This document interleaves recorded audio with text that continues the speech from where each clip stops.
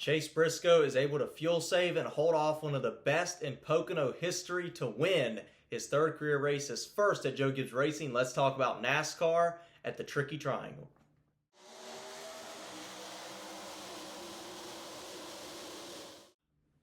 Hello everybody, welcome to Dirty Air. I'm your host Alex Lambert, and let's talk about NASCAR in the Pocono Mountains, the Tricky Triangle, Pocono Raceway, won by Chase Briscoe today. Denny Hamlin unable to catch him in the closing laps. Another one of those classic fuel strategy races. A big win for Chase Briscoe and James Small. We'll talk about that. We'll go through the top 10. We'll talk about that playoff grid that's heating up with now only 9 races remaining in the regular season. And let's go ahead and get on into it. And before we really get into this, we're going to talk about how big of a win this is for Chase Briscoe, because it's a big one. A big win for crew chief James Small too. Joe Gibbs Racing, first win for Briscoe since going over to Joe Gibbs Racing. But I just want to mention, what a classic Pocono race. I feel like this is what Pocono has always been. Through many generation of race cars, this was, the 51st year we've run at this racetrack. We've run 2 races at this racetrack up for the majority of the history of NASCAR until, 2022? We switched down to 1 race for this racetrack. It feels like every race comes down to this, fuel strategy, and that's what it came down to today, and that's what determines a winner. It's typically difficult to pass here, and it's typically, the track is big enough, 2.5 miles, takes about 50-something seconds, almost a minute to get around the facility, which means that you can pit under green and not lose a lap. It's almost treated like a road course from a strategic standpoint, even though it's an oval or a triangle in this case. So a unique racetrack, unique characteristics, but today it was Chase Briscoe, the 19 team, was able to conquer this racetrack, and I thought what they did was impressive, right? Chase Briscoe having a fuel save with Denny Hamlin right on his bumper that had enough fuel, trying to push him as hard as he could. Kind of a resemblance to Michigan a couple weeks ago, where Denny Hamlin did run out. The 24 car ran him out of gas and won that race at Michigan. Denny Hamlin was unable to do that today, and Chase Briscoe was able to save enough. But once again, just difficult to pass, which is typical in Pocono history, and fuel strategy. Another, the name of the game all day long at Pocono,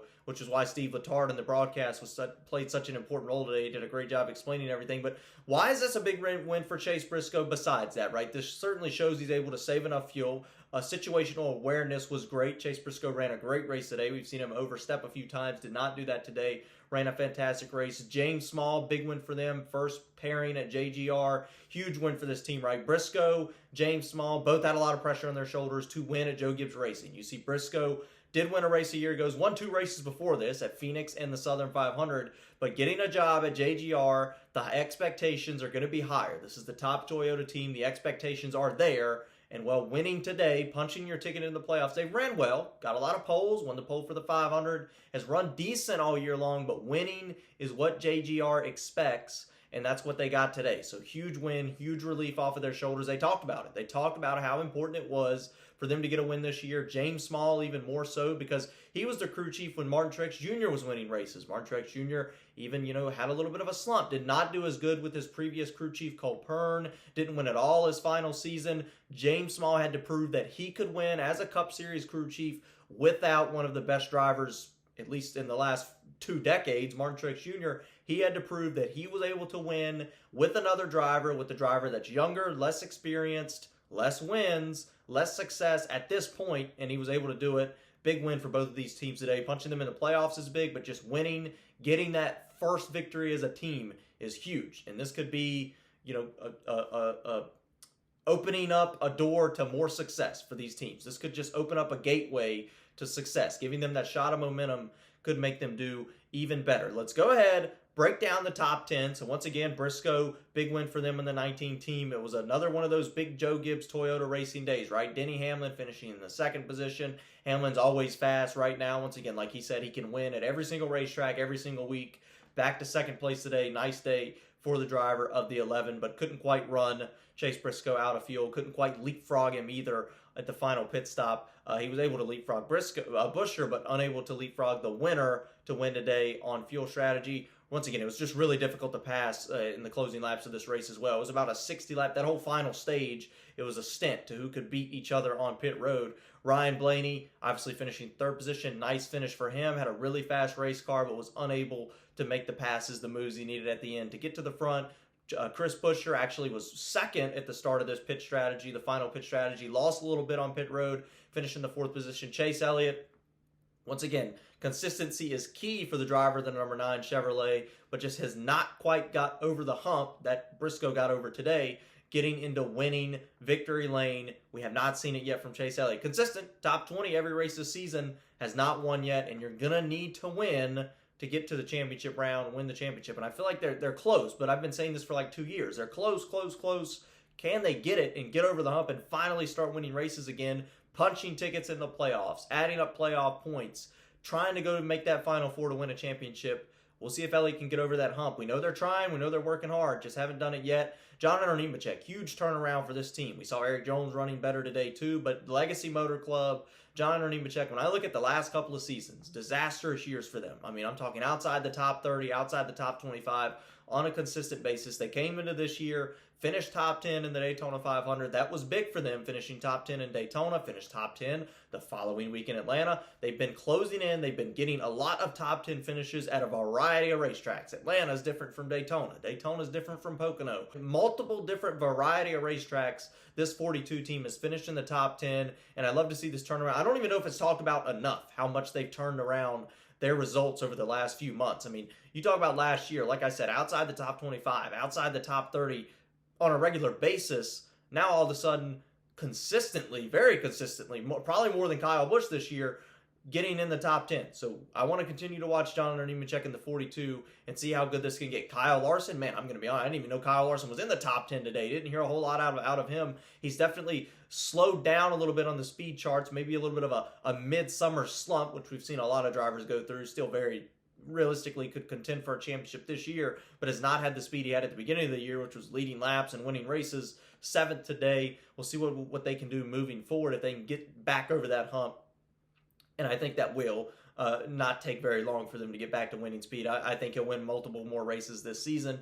Ryan Preece, 8th place finish. Nice finish for him. And Brad Keselowski in the 9th position. So once again, that means all the RFK Fords for the second time this year have finished in the top 10. So the speed's there. Maybe the strategy, pit road, getting all the things right that you need to capitalize, not all there yet, especially for Brad Keselowski to win races. He's going to have to work on that. Once again, whatever that was, pitting while pit road was closed, it's just mistakes that you cannot have happen. Those are things that have to be avoided. There has to be communication. You've got spotters, crew chiefs, drivers, and there's a bright, even looking at I'm not saying it's easy, but even sitting in the grandstands at a racetrack, you can see the bright red flashing light when pit road's closed versus open. So certainly somebody should have communicated that. He was the only driver to make that mistake all day, and one of the only drivers I've seen do that all year. So if I've seen another driver do it, I can't remember.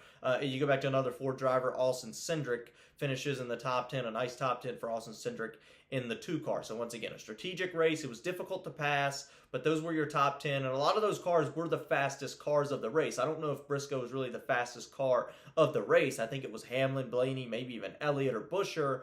But with how difficult it was to pass and with the strategy, leapfrogging everyone was a word used on the Prime broadcast. That's how your top 10 plays out, and certainly an impressive win for Briscoe with the fuel savings. Let's go ahead. Let's bring it up. The playoff grid, it's important. It's big. Now you have 11 different winners, 17 of the 26 races complete, 9 races to go to the NASCAR Cup Series playoffs. So once again, this doesn't shake it up too much because Chase Briscoe was already in, so it doesn't move the cut line up. But there could be some more movement, right? If I look at the points, I look at Chase Elliott, I look at Tyler Reddick and all the winners, I still think, even with the issues today for Reddick, I still just see with the speed they have and the where they are with their cushion, I think you got Elliott, I think you got Reddick in the playoffs. I know it can get a little hectic at this point in the year, but I do think they are going to make it.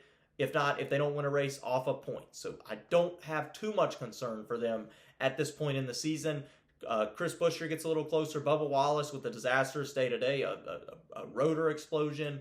Alex Bowman, talk a little bit more about that in a moment. Alex Bowman with a nice 11th place finish today, so the first one outside of the top 10, 20 points in. It's close, but once again, looking at this grid, I've said it for years now, you want to be 15th going into that final race at Daytona, because if you're 16th on the points and you get another winner, which you very realistically could at any racetrack, but much less Daytona to finish out the regular season, it could bump you out. So we're going to have to continue to watch that moving forward. Ryan Preece, 20 points out now. AJ Allmendinger, 59 points out.